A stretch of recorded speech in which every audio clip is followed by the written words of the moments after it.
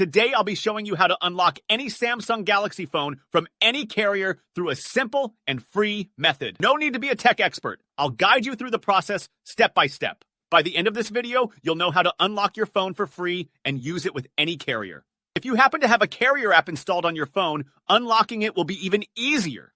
After following the steps in this video, you won't need an unlock code. Instead, you'll simply wait for a message on the carrier app that says your phone has been unlocked.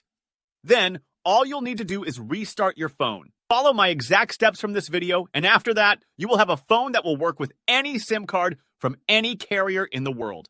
To begin, insert an unsupported SIM card into your phone. That means a SIM card from a carrier other than your original one. After powering up your phone, you'll receive a message asking for an unlock code.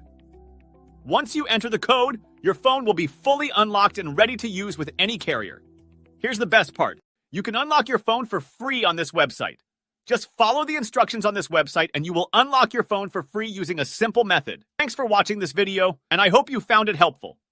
Make sure to give it a thumbs up and subscribe to my channel for more amazing videos like this one. See you in the next one.